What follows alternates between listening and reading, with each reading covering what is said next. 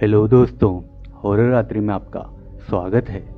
कहानी शुरू करने से पहले अगर आप मेरे चैनल पर नए हैं तो प्लीज़ चैनल को सब्सक्राइब ज़रूर करें। तो चलिए दोस्तों, अब बढ़ते हैं कहानी की तरफ। जानकी, जानकी, दरवाज़ा खोलो जानकी। जमींदार शिव कुमार बदहवास बंद कमरे को पीटता हुआ चीखे जा रहा था। पसीने से तर उसका जिस्म और नमी में डूबी उसकी आंखें उसके दुख और घबराहट को साफ जाहिर कर रही थी। 30 वर्षीय शिव कुमार बीते हुए एक पहर से पहले खुद को बहुत खुशनसीब और दुनिया का सबसे खुश इंसान समझ रहा था, मगर कुछ ही देर बाद वक्त ने ऐसी करवट ली कि उसे अपना घर संसार तूफान में घेरों की तिनकों की तरह आन लगने लगा। वह अपने लूटते घर संसार को समेट लेना चाहता था, बिगड़ी को संवार लेना चाहता था, किंतु विधाता को कुछ और ही मंजूर था। जानकी शिव कुमार की पत्नी थी।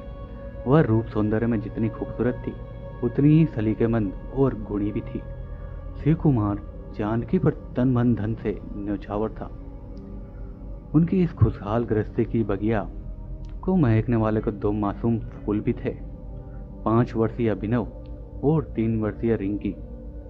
ना जाने उसकी गृहस्थी को किसकी बुरी नजर लग गई, जो आज उसके परिवार पर संकट के बादल मंडराने लगे थे।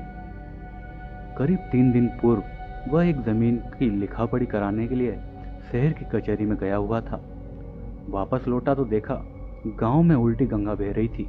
जो गांव वाले शिव कुमार और जानकी की तारीफें करते नहीं थकते थे, वे ही जानकी को अब सब कह रहे थे। कल्टा, कुलक्षणी, वेश्या की उपाधि दे रहे थे। शिव कुमार समझ नहीं सका कि यह सब क्या हो रहा था। गांव वालों के साथ निकट के गांव कंचनपुर का जमींदार रतन सिंह, उसका छोटा भाई हीरालाल, चौधरी भैरवनाथ और शिव कुमार के गांव का सरपंच हरि सिंह माधव भी थे। शिव कुमार को शहर से वापस आया देखकर जहां गांव वाले एकदम शांत हो गए थे, वहीं जानकी हवेली के भीतरी भाग की ओर भाग खड़ी हुई। वह रो रही थी। शिव कुमार ने देख लिया था। वह भी उसके पीछे पीछे किसी अनिष्ट की आशंका से दौड़ने लगा।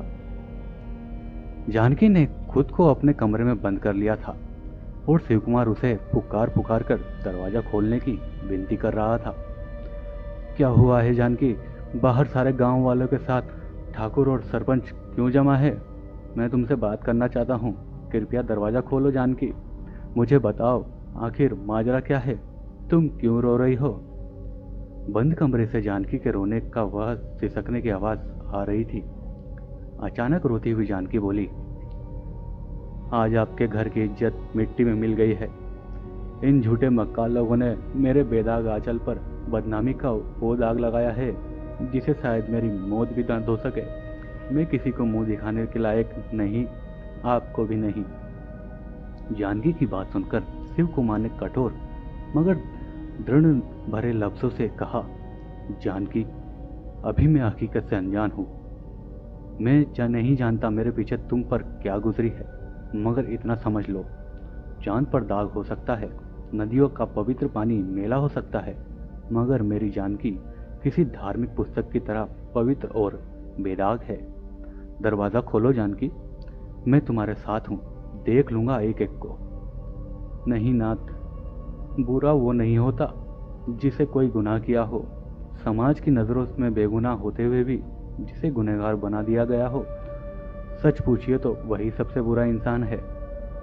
मुझे इन समाज के ठेकेदारों से समाज की नज़रों में गिरा दिया है। जिंदा रहकर मैं अपने माथे पर लगे कलंक को लाश बनकर नहीं ढो सकती। मुझे माफ़ कर दीजिए स्वामी, और मेरे आखिरी परिणाम स्वीकार कीजिए। आखिरी परिणाम? जानकी के शब्द शिव कुमार के जहन पर हथौड़े की तरह चोट कर रहे थे। वह हलक फाड़ कर चीखा, नहीं जानकी, दरवाजा खोलो। तुम ऐसा वैसा कुछ नहीं करोगी। किसी का नहीं सही, मगर अपने मासूम बच्चे का तो ख्याल करो। बिना माँ के इन बदनसीब का क्या होगा? शिव कुमार दरवाजा पीटता रहा और दुहाई देता रहा, मगर जानकी ने दरवाजा नहीं खोला। तभी भीतर उठे शोरगुल को सुनकर शिव कुमार के लठेत वहां आग पहुंचे। उन्हें देखते ही शिव कुमार चीखा, बिरजू हरिया, कालू, तोड़ दो दरवाजा। चारों लठेत खूब लंबी चौड़ी वाले कद काठी के थे। दो ने बारी बारी से जब अपने पहाड़ जैसे शरीर की बंद दरवाजों पर कई बार चोट की तो आखिर घर का दरवाजे की भीतरी से टकनी एक झटके में टूट गई। मगर कमरे में कदम रखते ही शिव कुमार के पांव जहां के तहां जमकर रह गए। वहां का मंजर ही ऐसा था। शिव कुमार की हंसती खेलती दुनिया उजड़ चुकी थी। जानकी का शरीर उसी की साड़ी के सहारे पंखे पर झूल रहा था। कुछ दिन बीत गए। रतन सिंह अपने दोस्तों के साथ पार्टी करने चला गया। चीयर्स। चारों ने आपस में अपने अपने पैमाने टकराए और बहुत ही जोर जोर से हंसने लगे। ठाकुर रतन सिंह ने हंसते हुए कहा, देखा मेरे दिमाग का जादू, कैसे मैंने एक ही चाल में सारी बाजी पलट दी। बड़ी सावित्री बनी फिरती थी साली। एक भद्दी सी गाली देते हुए रतन सिंह ने बोला, अब देखता हूं कैसे दुनिया वाले को अपना काला थोबड़ा दिखाती है। हम तो पहले ही उस्ताद को मानते थे तुम्हें ठाकुर, चौधरी भानु प्रताप ने कह कहकर लगाते हुए कहा, मगर फिर भी सीने में एक खली सी है। सो तो तुम ठीक कहते हो चौधरी। मूछों को ताव देते हुए सरपंच हरि सिंह माधो बोला, साली बला की खूबसूरत थी। वर्षों से उसे पाने की तलब थी, इसलिए इसका इतना बड़ा जाल बिछाया था, मगर सब करे धरे पर पानी फिर गया। सरपंच हरि सिंह के मुंह की कड़वाहट सीधे हरि सिंह ने अपनी जवान पर महसूस की और दांत पीसता हुआ बोला, चिंता क्यों करते हो सरपंच, अभी भी वक्त हमारे साथ है। किसी और दिन अपनी प्यास बुझा लेना। मगर कब? हरि सिंह के मुंह से लार टपक रही थी। बहुत जल्द, कहने के साथ हरि सिंह ने अपना गिलास होठों से सटा लिया। नजर लागी राजा तोरे बंगले पे, गाना गाता हुआ सरपंच हरि सिंह माधव कंचनपुर के खेती की पगडंडी पर चलता हुआ अपने गांव चंदनपुर की तरफ आ रहा था। ठाकुर रतन सिंह की हवेली पर उसने कुछ ज्यादा ही पी ली थी। आखिर मुफ्त का माल व मुफ्तखोर छोड़ता भी कैसे। नशे में धुत हरि सिंह पांव कहीं रखता और पड़ता कहीं। अचानक हरि सिंह के पांव में जोर से ठोकर लगी और वह मुंह के बल जा गिरा। धत तेरी की, साली ना पियो तो पास बुलाती है और पियो तो खटाड़ा गाड़ी की तरह झटके मारने लगती है। बड़बड़ाते हुए हरि सिंह ने उठने की कोशिश की और उठ भी गया। फिर लड़खड़ाता हुआ मिट्टी से लथपथ अपने घर की तरफ बढ़ने लगा। तभी छन, घुंघरू का मधुर स्वर उसके कान से टकराया। हरि सिंह चौंक गया। वह रुककर दोबारा उस आवाज को सुनने का प्रयास करने लगा जो उसने सुनी थी, मगर चारों ओर रात का बेना सन्नाटा फैला था। वातावरण में झिंगुरों का शोर जरूर उसके कानों में भिनभिना रहा था। उसने सोचा, लगता है आज जरूरत से ज्यादा हो गई है। मगर जैसे ही उसने चलने के लिए कदम आगे बढ़ाया, उसी पल उसे फिर घुंघरू का स्वर सुनाई दिया। उसने तुरंत चारों तरफ देखा, पर समझ नहीं सका कि यह उसके कानों का धोखा है या फिर हकीकत।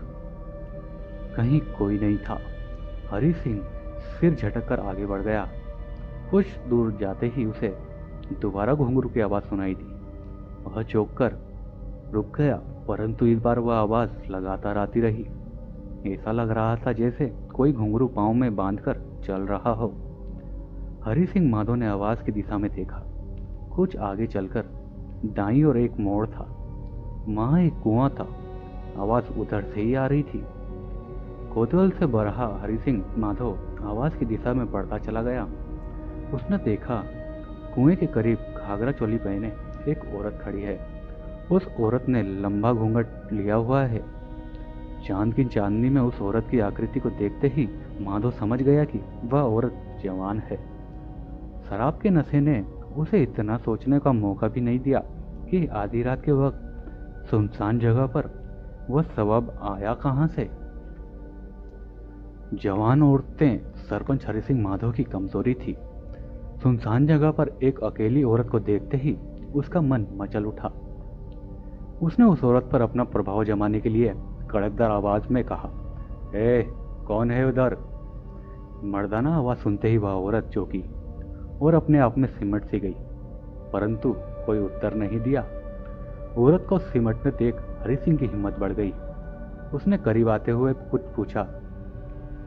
मैं पूछता हूँ, कौन हो तुम? वह उसके करीब आ चुका था। जी जी जी जी जी, सहमी सी औरत के मुंह से इसके अलावा कुछ ना निकला। वह अपने हाथ बेचैनी से मसल रही थी। उसकी बेबसी और दहशत को देखते हुए हरि सिंह ने आगे बढ़कर उस औरत के सिर से चुनरी खींच ली, मगर अगले ही क्षण ओह, हरि सिंह चीखता हुआ पीछे हट गया। उसका जिस्म अंधड़ में फंसे पत्ते की भांति कांप रहा था। आंखें विस्मय से बाहर उबल आई थी। मुंह महाड़ की तरह खुला रह गया था। शरीर के मसानों में एक साथ ढेरा सारा पसीना उगलकर उसे सिर से पांव तक सराबोर कर डाला था। वास्तव में उसकी आंखों के सामने का मंजर बेहद डरावना था। रगों में खून जमा देने के हद तक भयानक उसके सामने बेहद खूबसूरत जिस्म वाली युवती खड़ी थी, जिसे वह चुनरी उतारते ही पहचान गया था। वह जानकी थी। मगर हरि सिंह के चुनरी उतारते ही जानकी का सिर उसके धड़ पर किसी लट्टू की तरह घूम रहा था, जिसके कारण उसके लंबे काले बाल भी पंखे की पंखुड़ी की तरह घूमने लग गए थे। कुछ पलों तक हरि सिंह उसी अवस्था में खड़ा रहा। उसका नशा कपूर की तरह उड़ चुका था। सामने खड़ी खतरनाक बला के दर्शनों ने उसे जैसे जमा कर रख दिया था। मगर कुछ देर बाद उसके जहन से सजग होकर उसे चेताया। हरि सिंह धीरे धीरे पीछे कदम सरकाने लगा। उसी वक्त, रुक जाओ हरि सिंह। आवाज क्या मादा भेड़ियों सी गुर्राहट थी। हरि सिंह दोबारा बर्फ की तरह जमा हो गए। बड़ी कठिनाई से थूक सटकते हुए उसने पूछा, कौन हो? पहचाना नहीं मुझे? हरि सिंह ने तुरंत इनकार में गर्दन हिला दी। क्या? जानकी का प्रेत? अरे, घूमती गर्दन जहां की तहां ठहर गई। मुझे नहीं पहचाना हरामजादे? मैं जिसे तूने और तेरे साथियों ने किसी को मुंह दिखाने लायक भी नहीं छोड़ा। ध्यान से देख, मैं वही जानकी हूं। जानकी? हरि सिंह चीख पड़ा। मगर तुम प्रेत कब बन गई? मरते ही। क्या तुम मर चुके? इसके आगे के शब्द उसके हलक से ही नहीं निकल रहे थे। अब तेरी बारी है कमीने। हरि सिंह इतना सुनते ही पलटकर भागा, मगर तभी उसके गले से कुछ आ लिपटा। हरि सिंह ने देखा उसके गले में बाल लिपटे थे, जो पल प्रतिपल उसके गले से कसते जा रहे थे। बालों की केस से खुद को छुटाने की कोशिश करता हरि सिंह अन्यान्यास भी पलट गया। जानकी का प्रेत कुएं के पास ही खड़ा था, मगर उसके बाल इतने लंबे हो गए थे कि वहां से दूर खड़े हरि सिंह की गर्दन में जा लिपटे थे। हरि सिंह का दम घुटने लगा। वह हाथ जोड़कर गिड़गिड़ाया, मुझे छोड़ दो, मुझे छोड़ दो। जानकी की तड़पती आत्मा ने जोरदार ठहाका लगाया और विशेल स्वर में गुर्राई, मैंने भी तो तुझसे यही कहा था सरपंच, जब तूने अपनी हवस मिटाने के लिए मुझे मेरे बालों से पकड़ा था। तब तूने यही कहा था ना कि मेरे बाल तुझे इतने पसंद है कि इनकी छांव में अगर तुझे मौत भी आ जाए तो तू हंसता हंसता अपनी जान दे देगा। अब मैं तेरी वही इच्छा पूरी करने जा रही हूं। ले मर। जानकी की आत्मा ने अपने बाल एक हाथ से पकड़कर अपना वह हाथ इतना लंबा कर लिया कि बालों की गिरफ्त में फंसा हरि सिंह धरती से ऊंचा उठ गया। ठाकुर साहब, गजब हो गया। हाँफता कांपता चौधरी भानु प्रताप अपनी हवेली के बरामदे में झूले पर बैठे रतन सिंह के निकट आ पहुंचा। उसकी सांसें तेज चल रही थी, मानो वह मीलों लंबी दौड़ लगाकर आया हो। इतने घबराए हुए क्यों हो चौधरी? रतन सिंह ने झूला रोककर लापरवाही भरे अंदाज में पूछा। ठाकुर साहब, चौधरी राजदाना अंदाज में धीरे से बोला, कल दोपहर बाद जानकी ने फांसी खाकर आत्महत्या कर ली। क्या? रतन सिंह चौंका। चलो सही हुआ। चौधरी को घबराया हुआ आता देखकर हरि सिंह भी रतन सिंह के पास आप खड़ा हुआ। चौधरी की बात सुनकर उसने कहा, उसके मर जाने से क्या राज हमेशा हमेशा के लिए दफन हो गया? जो हमने बदनाम कर सकता था। एक खबर और भी है। क्या? दोनों ठाकुर भाइयों ने एक स्वर में पूछा। रात कंचनपुर और चंदनपुर की सीमा पर किसी ने सरपंच हरि सिंह माधव को पेड़ की डाल पर फांसी देकर मार डाला। क्या? पहली बार रतन सिंह हैरान परेशान दिखाई दिया, मगर अगले ही पल उसकी आंखों में कहर नाचने लगा। किसने किया ये काम? मालूम नहीं ठाकुर, मगर चंदनपुर में अफवाह है कि उसे जानकी के भूत ने मार डाला है। भूत? रतन सिंह ने मुंह बिगाड़ा और बोला, ये काम केवल एक ही आदमी कर सकता है, और वो है ठाकुर शिव कुमार। उसकी जमींदारी हासिल करने के लिए ही हमने सरपंच को हम प्याला बनाया था। बाद में उसकी बीवी की खूबसूरती ने हमें खींच लिया। उसी कमीने ने बदला लेने के लिए ऐसा किया होगा। कहते हुए रतन सिंह के जबड़े कस गए। हीरा। जी भैया। तुम आज रात ही शिव कुमार और उसके दोनों कबूतरों का काम तमाम कर दो। चंदनपुर गांव खरीदने के लिए हमने जो कागज तैयार कराए थे, उन पर उसकी लाश का अंगूठा लगाना मत भूलना, समझे? समझ गया भैया। रात के अंधेरे में जीप में अपने 6 लठेतों और चौधरी के साथ हरि सिंह ने जैसे ही चंदनपुर का रुख किया, वैसे ही वहां से कई किलोमीटर दूर शमशान में तेज हवा चली, जिसने एक झोंके का रूप ग्रहण कर पहले रिहायशी इलाके में पहुंचकर शिव कुमार की हवेली का चक्कर काटा और फिर बला की तेजी से कंचनपुर की तरफ बढ़ गया। इधर ठीक उसी समय हरि सिंह की जीप अभी कंचनपुर की सीमा पार भी नहीं कर पाई थी कि तेज आंधी चलने लगी। कुछ ही पलों में हवा ने ऐसा तूफानी रूप धारण किया कि 8 शक्तिशाली आदमियों से भरी जीप हवा में यूं उड़ गई मानो वह कोई हवा के बवंडर में फंसा कागज का टुकड़ा हो। इसी के साथ हम की खौफनाक आवाजें उभरने लगी। सभी हैरानी से मुंह फाड़े इस करिश्मे को देख रहे थे। अभी किसी को ठीक से कुछ समझने का मौका भी नहीं मिला था, तभी चौधरी भानु प्रताप हलक फाड़कर चीखा। चीखे तो पीछे बैठे लटेत भी थे, मगर उनकी आवाजें हलक में ही दबकर रह गई थी। जीप के चारों ओर सुर्ख के शोले जैसी रोशनी से चक्कर काट रही थी। उस रोशनी को हीरा सिंह ने भी देखा, मगर वह चीखा नहीं। हैरत से उसकी आंखें कगारों तक फट गई और पूरा जिस्म पसीने से नहा उठा। उसी पल धम, जीप जमीन पर यूं गिरी जैसे क्रेन ने उसे हवा में उठाकर नीचे छोड़ दिया हो। जीप में बैठे सभी लोग गड़बड़ हो गए। एक दो बाहर भी गिरे। जीप से नीचे गिरे लोग उठकर भाग निकले, लेकिन जीप में बैठे लोगों को इतना मौका नहीं मिला, क्योंकि जमीन पर गिरने के कुछ पलों बाद ही जीप में एक भारी विस्फोट हो गया। जीप से जान बचाकर भाग निकले लठेतों ने जब वापस आकर ठाकुर रतन सिंह को रास्ते में घटी भूताह घटना के बारे में बताया, तो ठाकुर व उसके परिवार के होश उड़ गए। ठाकुराइन ने अपनी पत्नी व बच्चों की रक्षा के लिए पूजा घर में रखी भगवान की छोटी छोटी मूर्तियां उनके हाथों में थमा दी। जैसे तैसे ये खौफनाक रात बीती और सुबह का उजाला हुआ। सबसे पहले ठाकुर रतन सिंह उस स्थान पर पहुंचा जहां उसके भाई की जीप के साथ हादसा घटा था। वहां का मंजर बड़ा ही भयानक था। आग में भस्म होकर बच्चे जीप के ढांचे के आसपास इंसानी जिस्मों के अजले अंग बिखरे पड़े थे। उन्हीं में उनके भाई हरि सिंह का हाथ भी था। अपने भाई को लाश के रूप में देखकर और उसकी लाश की यह दुर्दशा देखकर वह जोर जोर से रोने लगा, मगर अब कुछ नहीं हो सकता था। पहली बार रतन सिंह को अपनी गलतियों का एहसास हुआ। हरि सिंह के अंतिम संस्कार का काम खत्म होते ही ठाकुराइन ने एक पहुंचे हुए पंडित से पूरी हवेली अभिमंत्रित कीलों से खिलवा दी। परिवार के सभी सदस्यों के गले में भी अभिमंत्रित ओम के लोकेट डाल दिए थे।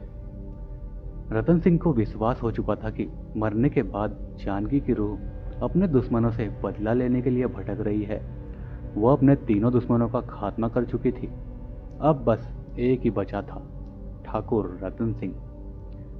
जानकी के भूत की चर्चा शिव कुमार के कानों तक भी जा पहुंची थी। ऐसी बातों से उसके मन का दर्द और बढ़ गया कि उसकी पत्नी को गांव वालों ने पहले चैन से जीने नहीं दिया और अब मरने के बाद भी उसे बदनाम कर रहे हैं। ना जाने शिव कुमार के मन में अचानक क्या आया कि उसने आनन फानन में अपनी तमाम जमीन जायदाद बेच दी, केवल अपने पुरखों की हवेली को छोड़कर।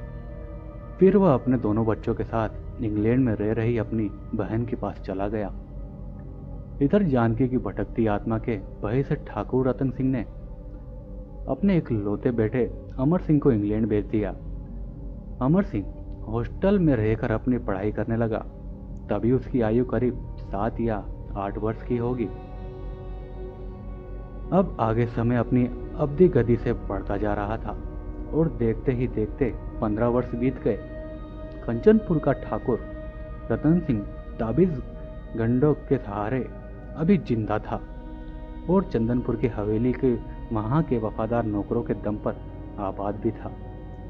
यह बात अलग थी कि शिव कुमार और उसके बच्चे विदेश में थे, मगर जानकी की भटकती आत्मा अभी तक हवेली में ही थी। हवेली के नौकरों को किसी तरह की कोई परेशानी नहीं थी, लेकिन यदि कोई गांव वाला भूले से या फिर किसी कामवश हवेली में आ जाता तो उसका जीवन कुछ ही घंटों का रह जाता था। वह या तो किसी दुर्घटना का शिकार हो जाता था या बीमार का। डर के मारे कोई भी गांव वाला हवेली में भूले से भी कदम नहीं रखता था। उधर विदेश में शिव कुमार जानकी की यादों के सहारे अपना जीवन काट रहा था। अभिनव लॉ कॉलेज में अपनी पढ़ाई पूरी कर रहा था और रिंकी यानी रितिका अपने कॉलेज की पढ़ाई पूरी कर यूनिवर्सिटी में ठाकुर रतन सिंह के बेटे अमर सिंह के साथ पवित्र प्रेम बंधन में बंध गई थी। अमर सिंह एक कुशल सर्जन बन चुका था और भारत वापसी की तैयारी में जुटा था। जब यह बात रितिका को पता चली तो उसका मन भी अमर सिंह के साथ भारत जाने के लिए मचला, मगर अमर सिंह ने उसे समझाते हुए कहा, ऐसे नहीं रितिका, मैं तुम्हें अपनी दुल्हन बनाकर टोली में बैठाकर पूरे सम्मान के साथ अपने घर ले जाना चाहता हूँ। बस कुछ दिनों की तो बात है। मैं इंडिया जाते ही अपने मम्मी डैडी से हमारी शादी की बात कर लूँगा। मेरे माता पिता मुझे बहुत चाहते हैं, मेरी पसंद उनकी पसंद होगी। डोंट वरी रितिका, कुछ दिन बाद हम दोनों शादी कर लेंगे। कहते कहते उसकी आंखों में शरारत उभर आई। उसकी आंखों में उभरे भावों को परखकर उसका हाथ थामे खड़ी रितिका उसके सीने से लगकर रो पड़ी। कुछ देर बाद अमर सिंह हवाई जहाज द्वारा भारत की ओर चल पड़ा। भारत पहुंचकर अमर सिंह ने हवाई अड्डे से किराए की कार में अपने गांव जाने का फैसला किया। वैसे आना तो उसे 3 दिन बाद था, मगर रितिका से शादी की तमन्ना ने उसे वहां रुकने नहीं दिया। वह जल्द से जल्द अपने घर पहुंचकर अपने मम्मी पापा को बता देना चाहता था कि वह क्या चाहता है। अमर सिंह कार की पिछली सीट पर बैठकर अपनी शादी के हसीन सपनों में खोता गया। तभी अचानक कार एक झटके से रुकी। अमर सिंह ने पूछा, कार क्यों रोक दी ड्राइवर साहब?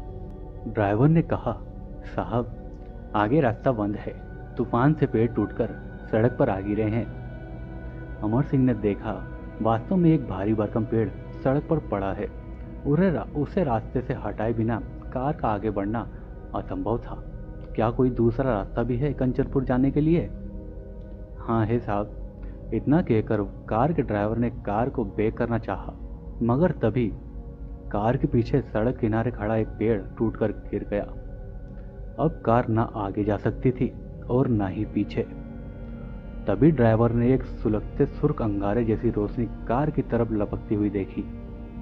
भय से उसकी आंखें चौड़ी हो गई, मगर उसने अपना संयम नहीं खोया। ड्राइवर करीब 55 साल से बुढ़ापे की तरफ बढ़ता क्रिश्चियन व्यक्ति था। उसे समझते देर ना लगी कि वह कोई प्रेत बाधा है, मगर वह इस रास्ते से पहले भी कई बार जा चुका था। आज पहली बार इसी हादसा उसके सामने आया है।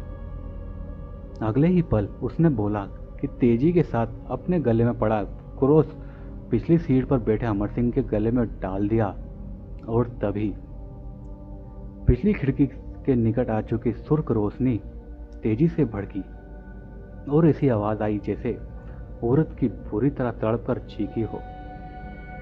फिर उस आग के बड़े से भड़कते हुए गोले के ड्राइवर ने एक सूरत देखी। बेहद हसीन औरत की।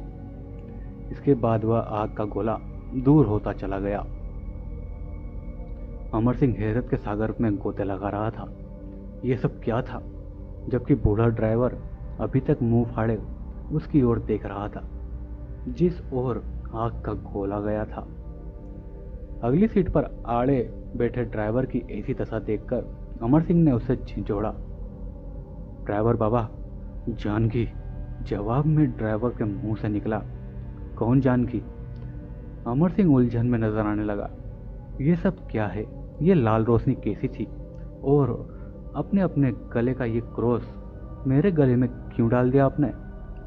कहते हुए अमर सिंह ने अपने गले से क्रॉस को उतारा।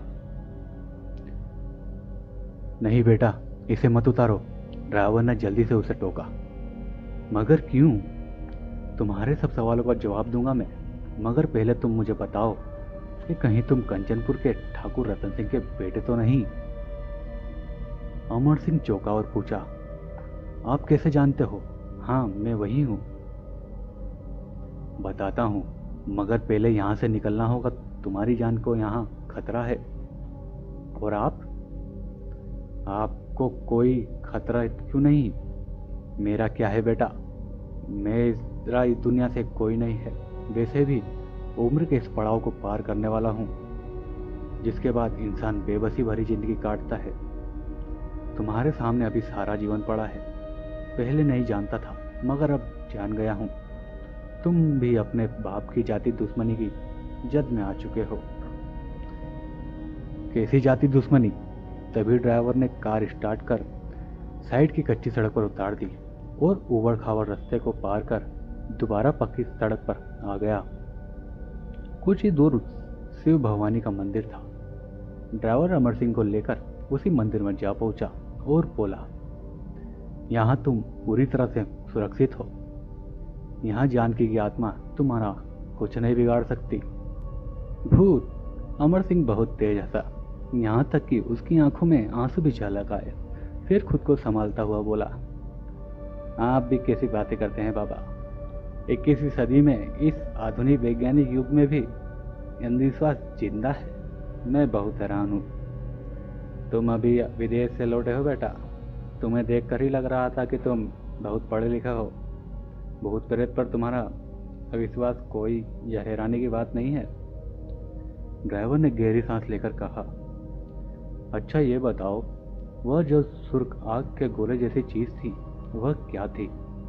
वह क्रॉस तुम्हारे गले में डालते ही क्यों दूर होती चली गई? वह औरत की दर्दनाक चीख, वो पेड़ों का गिरगिरा कर तुम्हारी ओर रुकना, यह सब क्या था? अमर सिंह ने शांत स्वर में कहा, मौसम की गड़बड़ी। अभी बहुत कुछ ऐसा बाकी है जो वैज्ञानिक की खोज से अभी दूर है, मगर जल्द ही उनकी पकड़ में होगा। एकाएक अमर सिंह को कुछ याद आया और वह बोला, अच्छा बाबा, अब आप मुझे बताइए कि उस प्रेत ने क्रोध की वजह से मुझे तो छोड़ दिया, मगर आपको क्यों नहीं मारा? अमर सिंह के स्वर में व्यंग उभर आया था, क्योंकि वह जानकी का भूत था। फिर जानकी? अमर सिंह झुंझला उठा, ये जानकी कौन है और मेरा उससे क्या वास्ता है? वास्ता? बहुत गहरा वास्ता है। ड्राइवर की आंखें सुनने में जा टिकी। फिर वह बोला, सुनो अमर सिंह, तुम्हारा जानकी से क्या वास्ता है? जानकी का पति शिव कुमार चंदनपुर का जमींदार था और तुम्हारे पिता यानी ठाकुर रतन सिंह कंचनपुर के। मैं अपनी बात शुरू करने से पहले तुम्हें यह बता देना चाहता हूं कि तुम अपने पिता से व्यवहार में एकदम जुदा हो। तुम पूरब और वो पश्चिम है। तुम्हारे पिता और चाचा पक्के अय्याज, शराबी और मक्कार थे। बाबा, अमर सिंह बहुत जोर से चीखा। वह दांत किटकिटाता हुआ बोला, अब आपने अपनी जुबान से एक भी लफ्ज मेरे पिताजी के खिलाफ कहा तो अच्छा नहीं होगा। पहली मेरी बात पूरी तो होने दो, फिर तुम्हें जो ठीक लगे वो तुम करना। वर्षों से मैं एक बोझ अपने सीने पर लिए फिर रहा हूं, उसे आज उतार देने दो। अमर सिंह क्रोधित नजरों से ड्राइवर को देखने लगा। उसने अपने होंठ सख्ती से भींच लिए थे। ड्राइवर ने कहा, शिव कुमार की पत्नी जानकी बहुत सुंदर, सुशील और धार्मिक औरत थी, मगर उस चांद के टुकड़े पर 4 शैतानों की गंदी निगाह पड़ चुकी थी। एक दिन ठाकुर रतन सिंह को पता चला कि शिव कुमार कुछ दिनों के लिए शहर जा रहा था। वह तो कब से ऐसे मौके की तलाश में था जब वह जानकी जैसे मासूम और सुंदर मैना को अपने जाल में फंसाता। अगली रात उसके एक आदमी ने डाकू के वेश में जानकी तक ये संदेश भिजवाया कि शिव कुमार डाकुओं के कब्जे में है और जितना घर में नकदी जेवर हो सब लेकर चंदनपुर गांव की सीमा पर पहुंच जाए। साथ ही जानकी को जवान बंद रखने की धमकी भी दी गई थी। बेचारी जानकी ने अपने पति के प्राण बचाने के लिए वैसा ही किया। गांव की सीमा पर बने कुएं के पास चंदनपुर का सरपंच ठाकुर रतन सिंह, ठाकुर हरि सिंह और चौधरी भानु प्रताप घात लगाए बैठे थे। जैसे ही जानकी नकदी जेवरों की पोटली लेकर वहां पहुंची, चारों शिकारियों भेड़ियों की तरह उस पर झपट पड़े। उस बेचारी को उनके चुंगल से निकलने के लिए तड़प रही थी, रहम की भीख मांग रही थी, मगर उन जालिमों पर हवस का शैतान सवार था। तभी अचानक वहां कंचनपुर गांव का एक 40 वर्षीय ग्रामीण जोसफ आ पहुंचा। जानकी के आबरू बचाने के लिए उन चारों शैतानों का मुकाबला करना जरूरी था, जो जोसफ के बस की बात नहीं थी। आखिर उसने तरकीब से काम लिया और निकट के एक मिर्ची के खेत से सूखे पौधे उखाड़कर कुएं की आड़ में जा पहुंचा।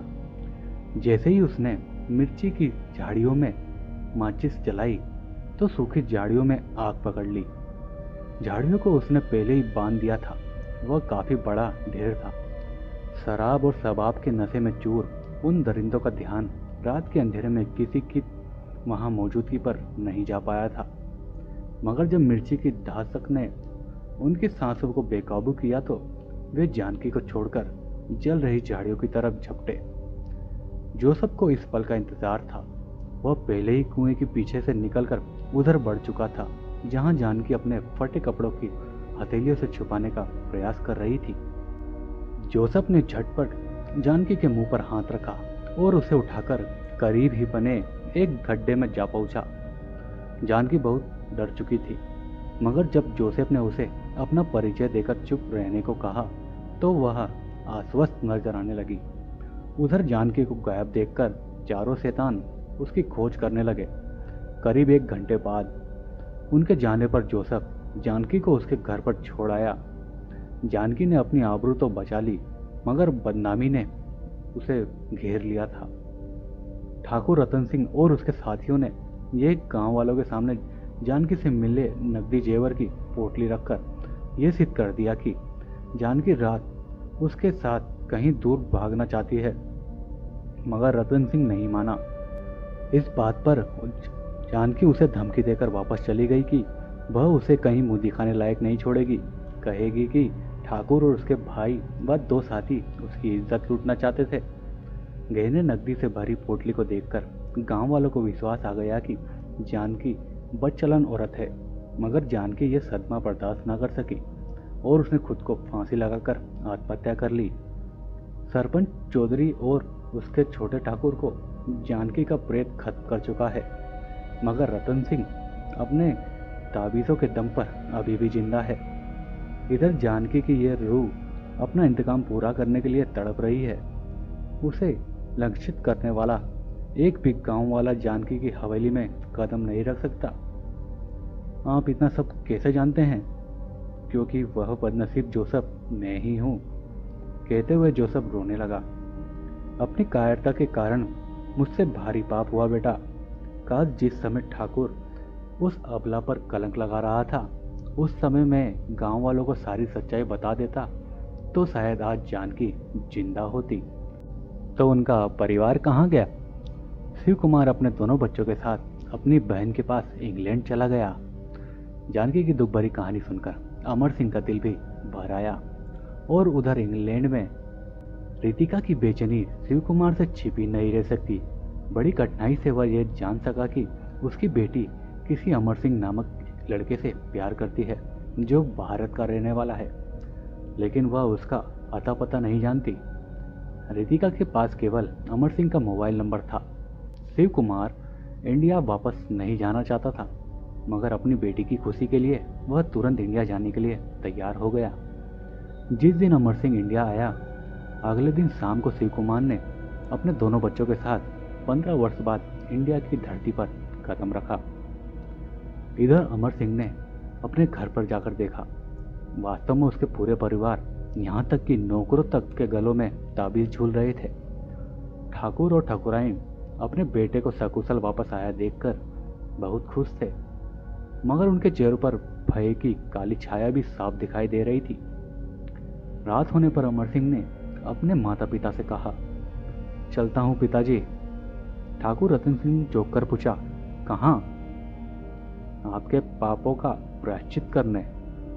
एक पल के लिए ठाकुर ने विचित्र सी दृष्टि से अमर सिंह की तरफ देखा, फिर अगले ही पल उनकी आंखें क्रोध से लाल हो उठी। यह क्या बकवास है? अगर मैं बकवास कर रहा हूं तो फिर यहाँ सबके गले में ताबीज क्यों बंधे हैं? इस पर रतन सिंह एक कदम पीछे हट गया। उसके चेहरे पर भय की काली छाया स्पष्ट दिखाई दे रही थी। तभी अमर सिंह की मां ने कहा, तुम नहीं जानते बेटे, तेरे पिता ने परसों पहले एक बदचलन औरत का चरित्र गांव वालों को बता दिया था। शर्म के मारे या फिर बदनामी के डर से उस औरत ने आत्महत्या कर ली थी, मगर तभी से उसकी रूह भटक रही है। उस उल्टा ने तेरे चाचा और उन 2 आदमियों को मार डाला जिन्होंने तेरे पिता की सच्चाई में गवाही दी थी। वह तेरे पिता की जान की दुश्मन है। अगर हम इन ताबीज़ों का सहारा न लेते तो वह इनकी भी जान ले लेती। अमर सिंह ने हंसते हुए कहा, तुम्हारा कोई दोष नहीं है माँ, क्योंकि तुम सच्चाई से वाकिफ नहीं हो। मेरे पूज्य पिताजी ने तुम्हारे विश्वास को निशाना बनाकर अपने झूठ का पर्दा तुम्हारी आंखों में डाल रखा है।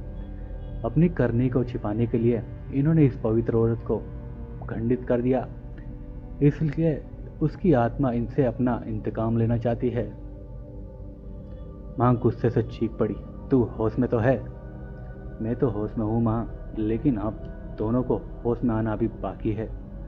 मैं जमींदार शिव कुमार की हवेली पर जा रहा हूँ ताकि जानकी की भटकती अतृप्त आत्मा मेरे लहू से अपना प्रतिशोध लेकर शांत हो सके। ठाकुर रतन सिंह तड़प उठा, नहीं बेटा, तुम वहां नहीं आओगे। क्यों पिताजी? वो तुम्हें मार डालेगी। भला मुझे उससे क्या दुश्मनी?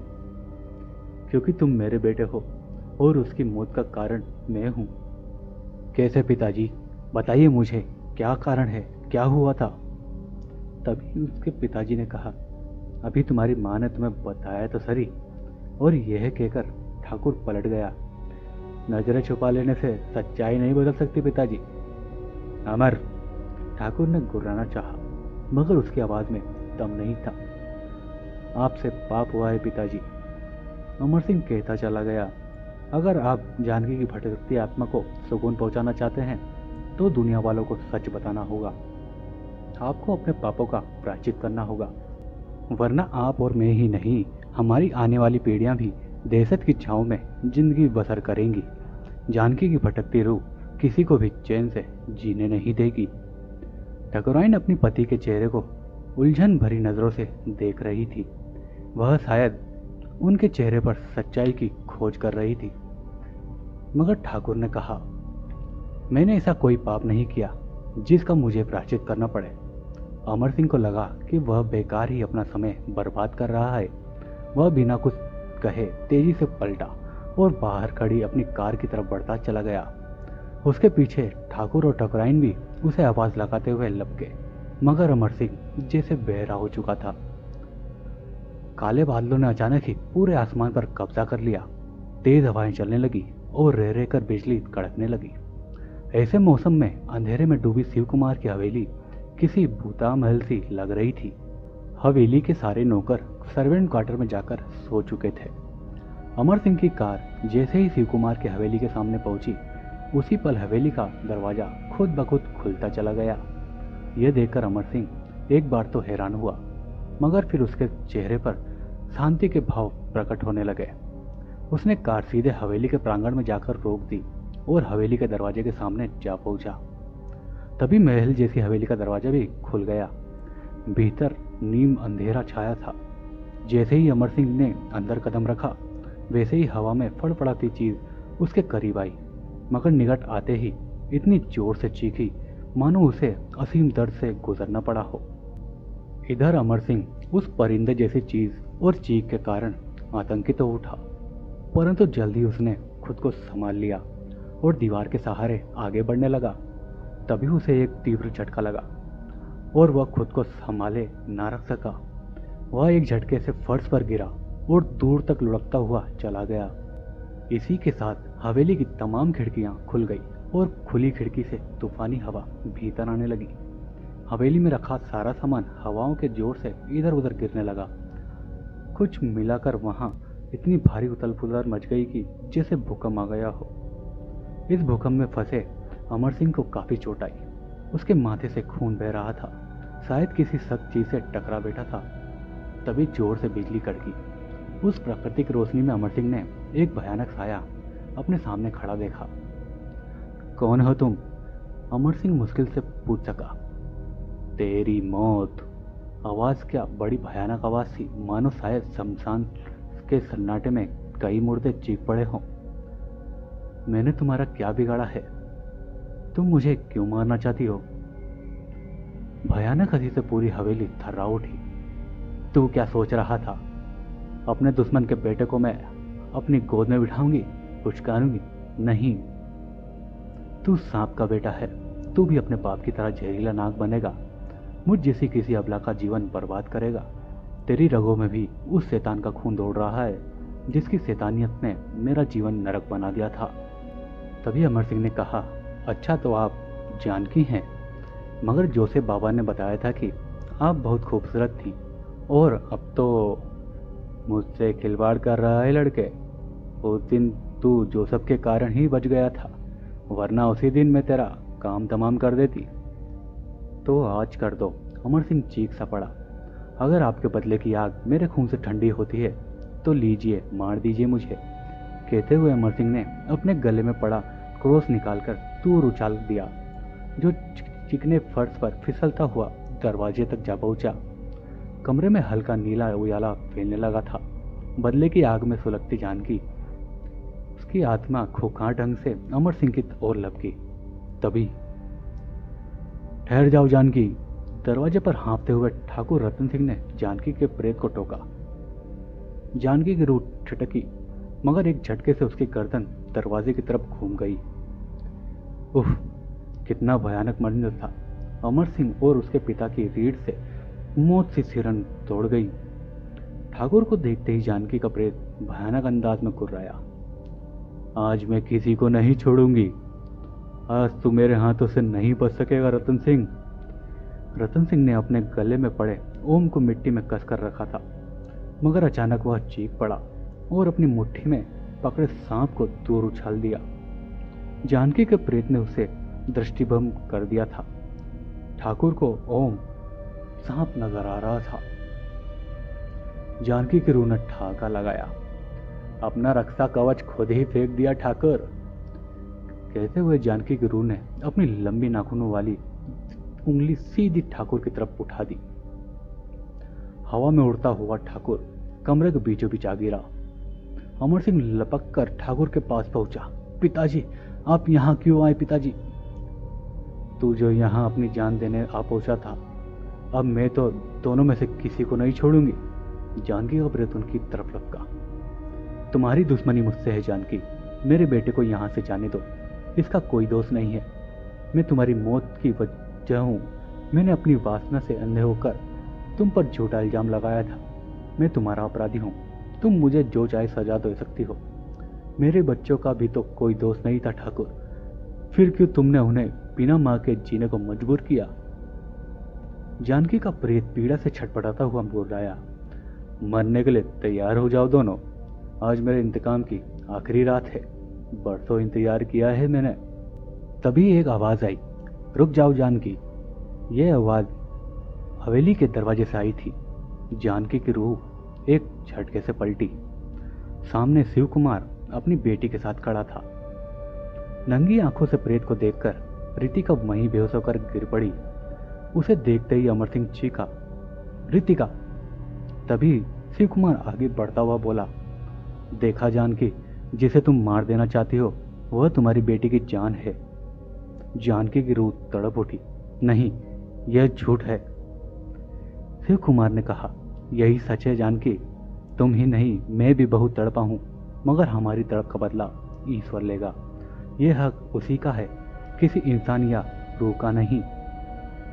जानकी की रूह छटपटाई। आप ऐसा कह रहे हैं, जिस आदमी के कारण आपकी जानकी आपसे जुदा हो गई, आज आप उसी की तरफदारी कर रहे हैं। तभी शिव कुमार दुखी स्वर में बोला, तुम्हें भी तो हम पर विश्वास नहीं था जानकी, वरना तुम इतनी सी बात पर आत्महत्या ना करती। तुमने मुझे इस लायक ही नहीं समझा कि अपने दुखों का भागीदार बनाती। क्या हमारा बंधन इतना कच्चा था जो किसी के झूठे लांछन से टूट गया था? ये गांव ही क्या, पूरी दुनिया से मैं अकेला टकरा जाता अगर मुझे तुम्हारे जिंदा प्यार का सहारा होता, मगर शायद मेरे प्यार में ही खोट था। ऐसा न कहिए। जानकी की रूह रो रही थी। मैं वाकई किसी लायक नहीं हूं जानकी। मैं अपनी पत्नी को ना तो जीते जी सुखी रख सका और ना मरने के बाद, मगर अब मैं ऐसा नहीं होने दूंगा। अपनी जानकी की तड़प को हमेशा हमेशा के लिए शांत कर दूंगा। इतना कहते ही शिव कुमार ने जानकी की रूह के बेहद नजदीक आकर उसके गले में ओम का लॉकेट पहना दिया। जानकी चिल्लाकर उठी, नहीं नहीं, यह आपने क्या किया? शांत हो जाओ जानकी, अब तुम्हारी तड़पती रूह को शांति मिल जाएगी। जानकी का जिस्म जलने लगा। वह पीड़ा से छटपटा रही थी, मगर तभी अचानक उसने हुंकार भरी और अपनी पीड़ा को सहते हुए ठाकुर रतन सिंह की तरफ देखा। रतन सिंह जानकी की नजर पड़ते ही हवा में उड़ता हुआ चीखा और दीवार में लगी एक लंबे सरिये जैसी लोहे की खूंटी से जा टकराया। खूंटी उसकी पीठ में घुसकर सीने को चीरती हुई आगे निकल आई। कुछ पलों की छटपटाहट के साथ ही ठाकुर रतन सिंह के प्राण निकल गए। अब मेरी आत्मा शांति से परलोक जा सकेगी। जानकी की रूह आग की लपटों में गिरकर भस्म हो गई। अगले ही पल एक लाल सी रोशनी हवेली की खिड़की से निकलकर आसमान की ओर उड़ गई। जानकी की रूह ने अपना बदला ले लिया था। तो दोस्तों, आपको ये कहानी कैसी लगी? अगर ये कहानी आपको पसंद आई तो प्लीज़ चैनल को सब्सक्राइब करना ना भूलें। तो दोस्तों, मैं मिलता हूँ आपसे अगले वीडियो में। तब तक के लिए bye bye and take care.